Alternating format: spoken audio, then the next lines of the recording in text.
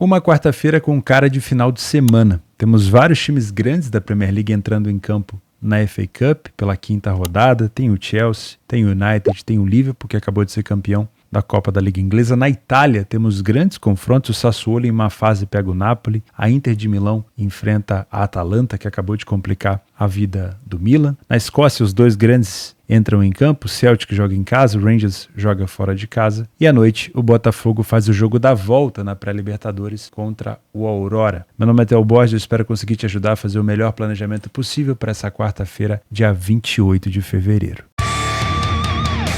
Começamos o nosso planejamento na Itália, às 2 horas, num Sassuolo em extrema má fase contra o Napoli, que também não vive os seus melhores momentos, o atual campeão da Série A italiana. 1,80 é a cotação do Napoli fora de casa. O último jogo do Napoli a gente acompanhou, o Napoli se complicou contra a equipe do Cagliari fora, faz 4 partidas que o Napoli não consegue vencer, vem tomando um gol em quase todos os jogos, tirando o empate 0-0 contra a Lazio e a vitória contra a Fiorentina por 3-0. Em todos os outros jogos do Napoli, recentemente, o Napoli sofreu gol. Isso obviamente explica a má fase da equipe do Napoli, que não tem um ataque tão ruim, não é tão bom como da temporada passada, mas tem uma defesa muito frágil. Quem vem muito frágil mesmo é o Sassuolo, não só porque está numa fase horrorosa, né? O Sassuolo não vence aqui há 6 partidas e teve uma vitória nas últimas 10, mas também por conta da ausência do seu principal jogador, o Domenico Berardi. Vocês viram e mexem, me vem falando dele por aqui, é o principal jogador da equipe do Sassuolo, responsável, se eu não me engano, por 9 gols e 3 assistências da equipe, o cobrador de pênalti, o cobrador de bola parada, é um dos principais jogadores e está lesionado. Quando acontece isso com o Sassuolo, é um jogador extremamente importante. Quando ele tem essa ausência do Berardi, a certeza é que o Sassuolo vai desempenhar um futebol muito abaixo do que costuma desempenhar, e a gente começa a olhar com mais valor, com mais apreço para o lado do adversário. Obviamente. Das últimas vezes que eles se enfrentaram, o Napoli venceu as últimas 4 partidas consecutivas e tivemos um empate por 2-2. Das últimas vezes que o Napoli foi até a casa do Sassuolo, 2-0 e 2-2. Utilizando o nosso PDF de apoio, nós temos o Sassuolo, que saiu na frente em 50% dos jogos, não é um número ruim para uma equipe que está tão mal, e o Napoli, que sai na frente em menos situações do que o Sassuolo. O Napoli tem dificuldade de marcar e sofre gol com frequência, mas não tanta frequência como o Sassuolo, que tem uma defesa hoje, talvez das piores do campeonato italiano, mas em relação à quantidade de gols marcados, é até uma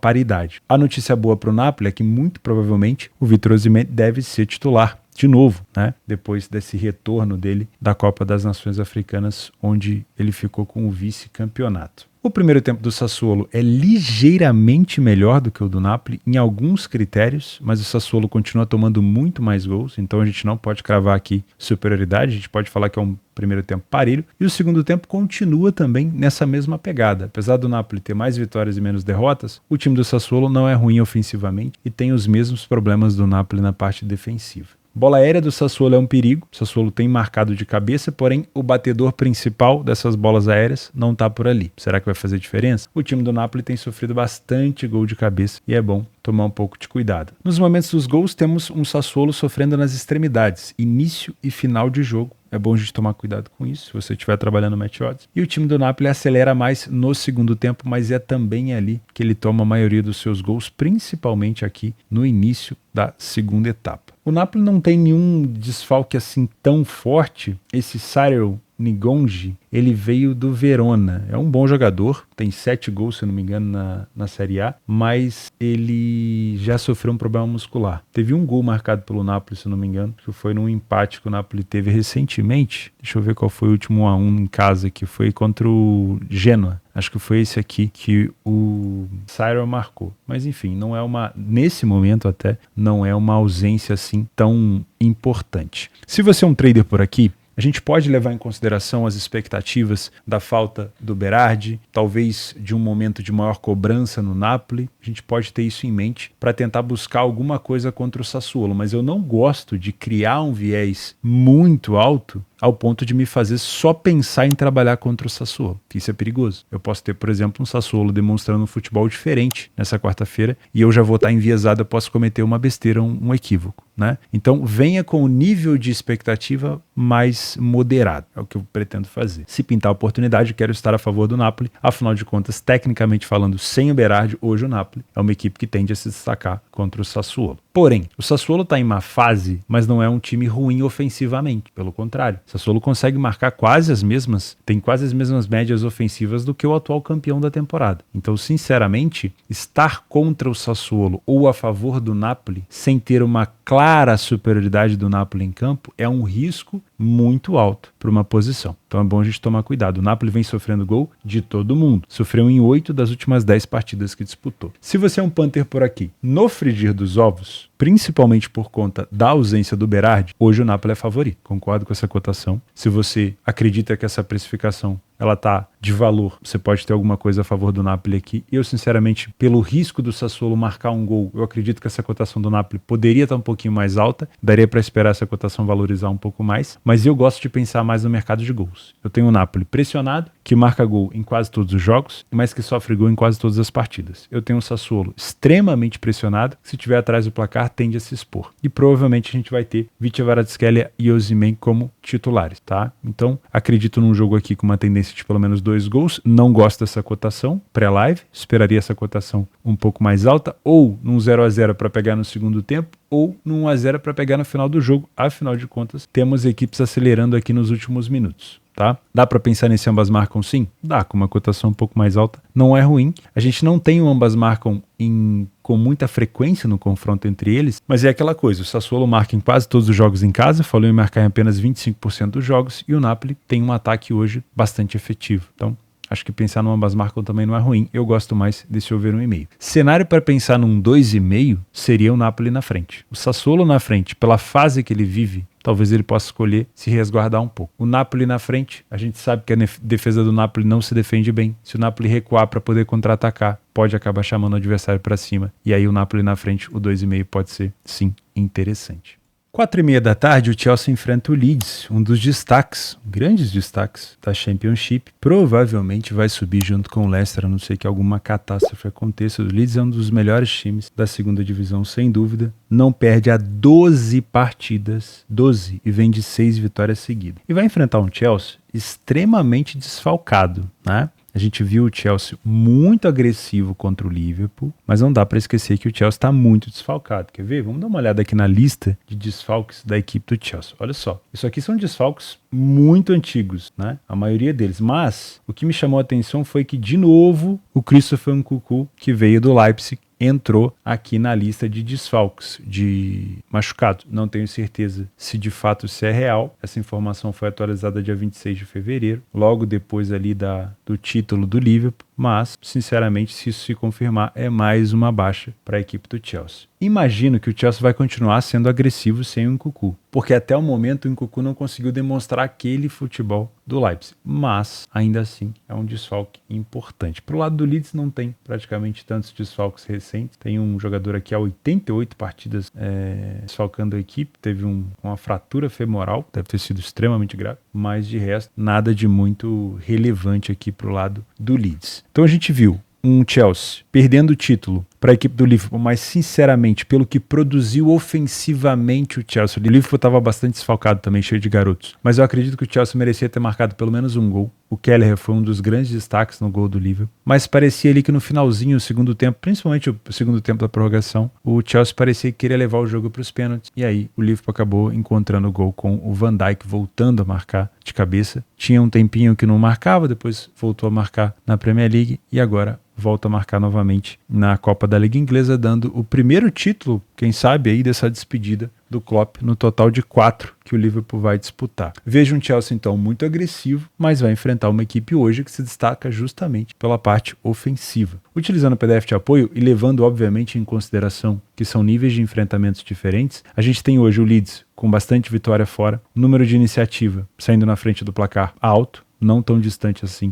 do Chelsea, mais gols marcados que o Chelsea, mas aí obviamente a gente tem que levar em consideração que o Leeds já jogou mais vezes, né? Porque a Championship já tá rolando há mais tempo, a quantidade de jogos na Championship é maior, mas ainda assim é uma equipe que tem dados parecidos com o Chelsea, níveis de enfrentamentos diferentes. No primeiro tempo, nenhum grande destaque, o time do Chelsea até perde pouco, mas tem um número de gols sofridos bem parecido com o do Leeds. No segundo tempo, o Leeds melhora um pouco a questão defensiva e se destaca pela força ofensiva, chegando ao dobro, mais que o dobro de vitórias do que o Chelsea. A bola aérea do Leeds é muito efetiva, muito forte, e o Chelsea, a gente já sabe, tem problemas nessa situação. A gente acabou de ver o Chelsea sendo eliminado, né, ficando com o vice-campeonato por conta de um gol de cabeça. Porém, o outro lado também acontece. O Chelsea também é uma equipe relativamente boa nessa bola aérea, se bem que o Thiago Silva ainda está desfalcando a equipe, acho que não volta ainda, mas o Leeds também sofre bastante nesse fundamento aéreo. Então as bolas aéreas num jogo decisivo como esse pode sim ser uma situação interessante. O Chelsea tem sofrido muito nos últimos minutos de jogo, vide agora o gol na prorrogação sofrido para a equipe do Liverpool, mas é uma equipe que marca bastante nos últimos minutos, também acelera bastante nos primeiros minutos de jogo. Já a equipe do Leeds é bem distribuída, marca tanto nas extremidades ali do início do jogo como no final. O Chelsea é favorito por aqui, pelo nível de enfrentamento? É. O Chelsea provavelmente vai estar mordido pelo vice-campeonato da Copa da Liga Inglesa? Vai. Isso quer dizer que vai ser fácil o jogo pro Chelsea? Não acho.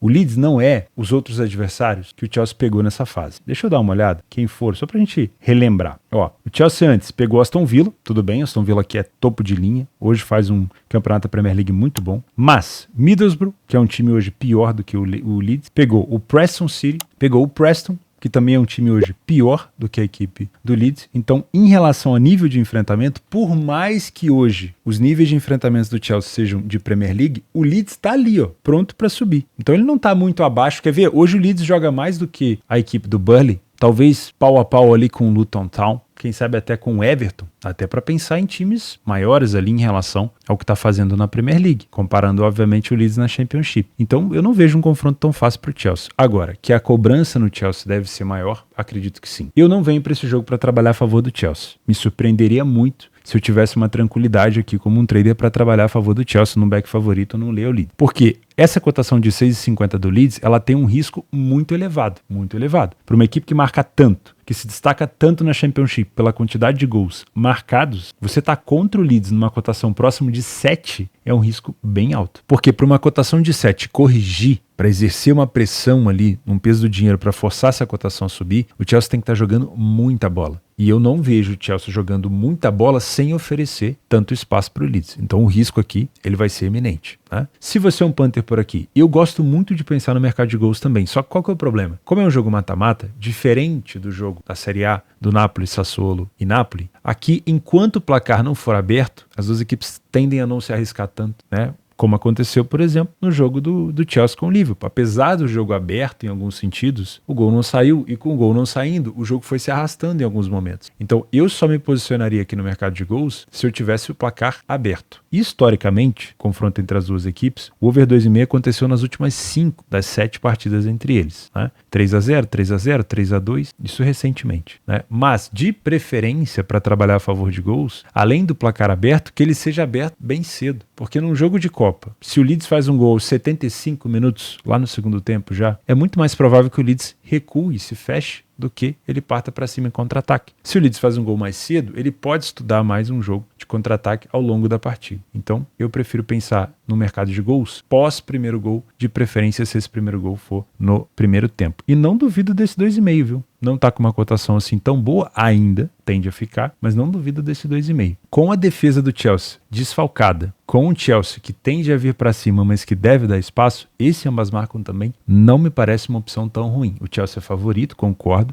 mas esse ambas marcam não me parece uma opção tão ruim. Eu, se fosse fechar, eu fecharia com esse over 1,5, mas essa cotação tá muito ruim. Num jogo mata-mata, onde você tem a chance das equipes ficarem se estudando, com receio de atacar até sair o primeiro gol, uma cotação esmagada de over acaba sendo ruim e acaba favorecendo o quê? O mercado de under. O under 3,5 no jogo do Chelsea com o Liverpool, que era a final, que foi o que a gente comentou aqui, estava 1,40 e poucos. Era uma cotação, na minha opinião, para ficar de olho, porque o último jogo entre Chelsea e Liverpool tinha sido, sim, um jogo mais pirotécnico, mas o restante dos jogos no histórico era totalmente under. Esse tipo de jogo aqui ele já tem um histórico over, mas lembre-se, a maioria dos jogos entre eles foram na Premier League. Esse é um jogo de Copa. Até que saia o primeiro gol, a tendência é que o jogo seja mais estudado. Então é sim um jogo com uma característica de over, porque são duas equipes hoje que se atacam bastante. O Chelsea vem pressionado e sofre bastante gol, mas é um jogo que pode ser estudado. E esse 3,5 vale a pena ficar de olho se você tem metodologia para isso. Não é para ficar até o final, como eu falei naquele jogo do Liverpool. Pode ser uma situação para você se posicionar e quem sabe fechar a posição se vê um jogo muito aberto. Tá, mas 1,50 pagando por um 3,5 num jogo que pode ser estudado, que pode ter um gol só no final, não acho uma opção tão ruim. Se o gol acontecer cedo, aí eu já olho totalmente pro over, porque a partir do momento que tiver um gol aqui cedo,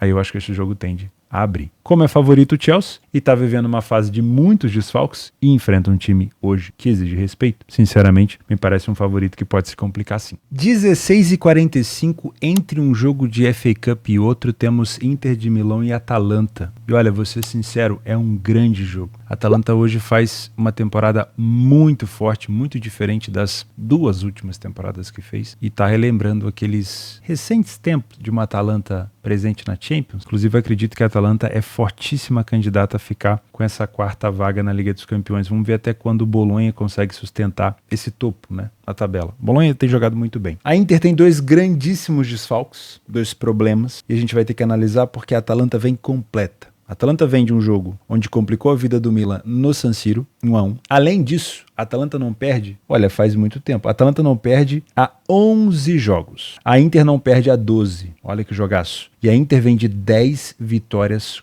consecutivas e não sofreu gol nos últimos 3 jogos. Além disso, a Inter foi a primeira a marcar em todas as partidas que fez. Realmente é muito, muito forte a equipe da Inter. Mas daremos o respeito a essa Atalanta, que além de empatar contra a equipe do Milan fora, contra a equipe da Roma fora, venceu o Lecce, o Sassuolo, o próprio Milan em casa, venceu o Frosinone, venceu a Udinese, venceu a Lazio, venceu o Genoa, o Sassuolo novamente. Então é uma equipe que sim merece respeito. Das últimas vezes que eles se enfrentaram, a Inter não perde para a Atalanta em 11 partidas. Temos aqui um tabu e venceu as últimas 4. Mas quem são os desfalques da Inter? Já vou falar para você. Vamos primeiro conferir as estatísticas. A Inter venceu 83% dos jogos em casa e foi a primeira a marcar em todos os jogos dentro de casa. Absurdo, né? Não falhou em marcar em nenhum jogo, obviamente, e em quase 70% dos jogos não sofre gol. Uma média de 2,5 gols marcados por partida e uma média de 0,5 gols sofridos. De longe, o melhor time italiano e talvez um dos melhores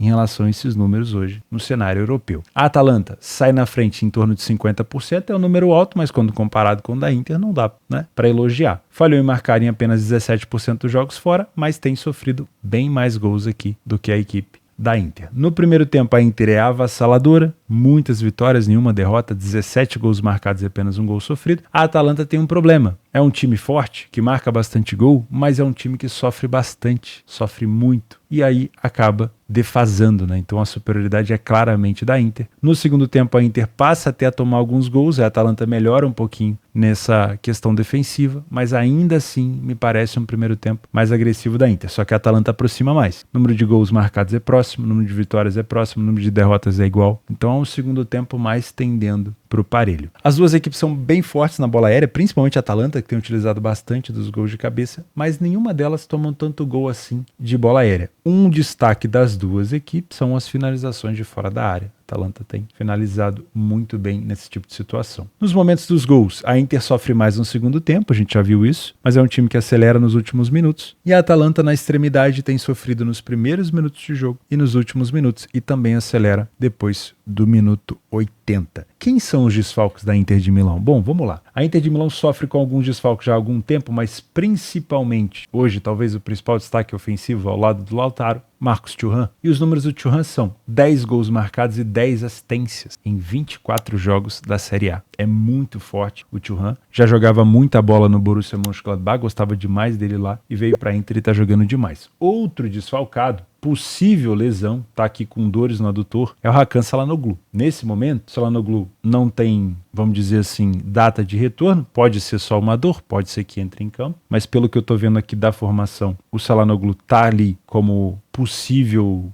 presença, então não sabemos se é um desfalque certo ou não, mas se por acaso vier desfalcar a equipe, é mais um jogador que marcou 9 gols e deu 3 assistências. Então, se for confirmado, temos 2 grandes desfalques aqui para o lado da Inter. No último jogos entre eles, variação entre over e under. 2-1, 3-2 e 3-2, jogos over, 1-0 e 0-0, jogos under. Para a Inter, para o objetivo da Inter de buscar o campeonato, tanto faz se vai vencer a Atalanta de goleada ou não. O importante aqui é continuar somando. Como já está com 9 pontos na frente da Juventus e tem um jogo a menos, até uma derrota não faria nenhum problema para a Inter, mas como ela vem num excelente momento, tanto na Liga dos Campeões como na Série A, e essa invencibilidade toda da Inter aqui de 12 vitórias consecutivas, faz com que a gente olhe para a Inter com mais apreço. Mas eu respeito demais a Atalanta. Se você é um trader por aqui, eu gosto de pensar no jogo para correção de preço. A Inter tem um primeiro tempo muito agressivo, com uma defesa muito sólida, e a Atalanta costuma bater cabeça nos primeiros minutos de jogo. Então, se isso se confirmar, teremos uma possibilidade para trabalhar aqui a favor da Inter. Qual que é o problema? A Inter precisa estar fazendo um jogo propositivo, assim como fez nos primeiros minutos ali contra a equipe do Atlético de Madrid. Se for uma Inter que recua para chamar a Atalanta para frente, ou se for uma Atalanta que briga pela segunda bola e consegue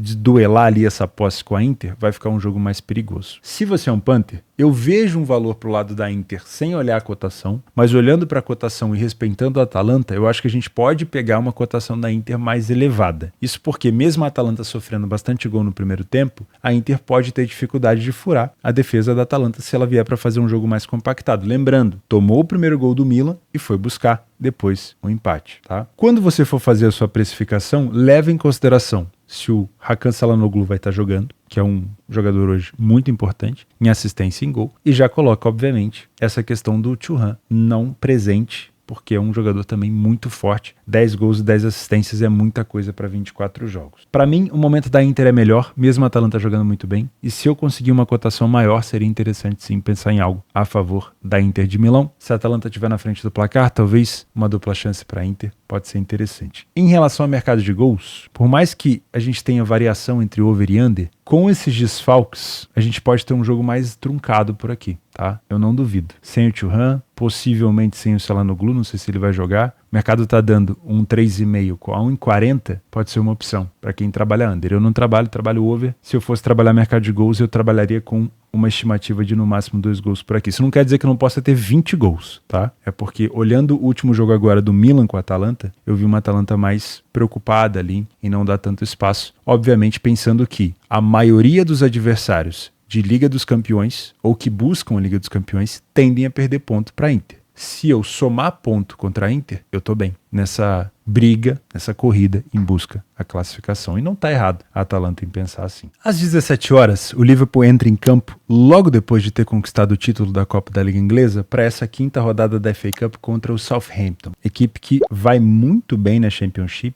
nesse momento ocupa a 4ª colocação com 67 pontos e está bem próximo do Leeds, que a gente falou agora há pouco. E pode sim dar trabalho para o Liverpool. Por que essa cotação do Liverpool tá alta, Theo? Se é um time de Premier League contra um time de Championship. Porque o Liverpool tá todo remendado. Vocês viram o jogo contra o Chelsea, apesar do título do Liverpool? Eu não sei não se o Chelsea não merecia mais pelo que jogou durante o tempo normal. Na prorrogação o Liverpool foi um pouco melhor. Pelo que eu tô olhando aqui, em cima do time provável, não sei se é esse time que vai entrar, eu só tô reconhecendo o Tsimikas, o Joe Gomes e o Kelleher, goleiro. O resto, Cade Gordon no ataque, Jadon Dance, Lewis Comas, são jogadores provavelmente novatos. Eu não tenho certeza se é esse time que vai entrar aqui, porque me parece que além de ser um time focado nos desfalques, também é um time que tende a suprir a galera que jogou a final contra o Chelsea. Afinal de contas, foi um jogo de 90 minutos mais 2 tempos de prorrogação. Então é provável que no banco o Klopp tenha outros jogadores ali que estiveram contra o Chelsea que podem entrar. O Darwin Núñez, o Wataru Endo e o Salah são dúvidas, não são desfalques confirmados. Os confirmados a gente já sabe, incluindo o Szoboszlai, que eu não tinha comentado,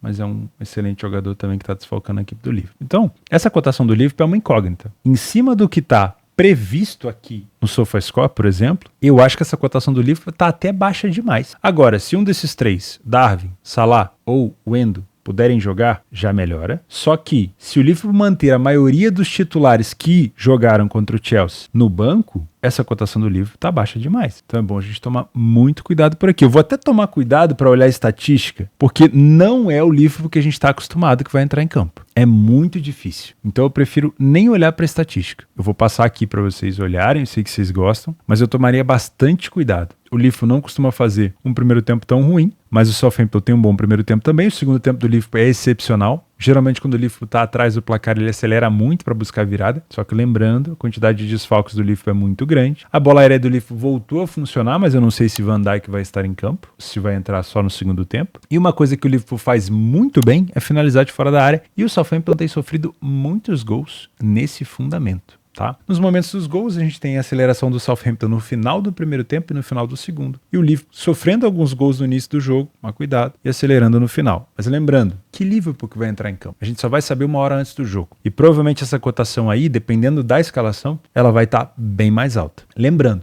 é um time do Southampton que deve vir titular, que está numa rotação na Championship muito elevada, contra um Liverpool que vem de ressaca do título, com vários jogadores sem tanta experiência no elenco. Então toma cuidado, pode ser uma complicação do Liverpool por aqui. Eu, como um trader, não venho criando expectativa para trabalhar alguma coisa contra o Southampton a favor do Liverpool. Se o Liverpool estiver atrás do placar, como eu já vi acontecendo, eu peguei a última virada do Liverpool na Premier League. Se o Liverpool estiver atrás do placar e aqueles 3 jogadores, Salah, o Darwin, o Wataru Endo, puderem estar presentes num segundo tempo, seria interessante pensar nessa recuperação do Liverpool. Mas, se for um time realmente mais novato, com os jogadores que enfrentaram o Chelsea no banco podendo entrar no segundo tempo, eu tomaria bastante cuidado. O Chelsea criou muito perigo e eu ouso dizer, com todo o respeito do mundo ao Kelleher, que na final jogou pra caramba. O Kelleher costuma dar alguns vacilos, costuma entregar um pouco a paçoca. Então, eu tô vendo o Liverpool tomar gol por aqui também. Eu acredito que essa cotação aqui do ambas marcam, ela poderia estar mais alta, mas ela tem um valor. Eu gosto desse 2,5 se o jogo já tiver desempatado, mas não com essa cotação, também um pouquinho mais alta. E sinceramente, dependendo do time que entrar em campo, eu acho que o Liverpool pode se complicar. Se for esse time de garotos, o Liverpool vai cortar um dobrado para enfrentar esse time de rotação alta do Southampton. Das últimas vezes que eles se enfrentaram, o Liverpool não perde a 5, sofreu gol nas últimas 3 e o mais de 2,5 aconteceu em 80% dos últimos confrontos. Vamos aos nossos jogos extras para complementar a sua grade de trabalho de quarta-feira, e não acho que esses jogos são pouco importantes, são bem importantes. Temos, por exemplo, às 16h45, o Celtic enfrentando o Dundee, que é um time aqui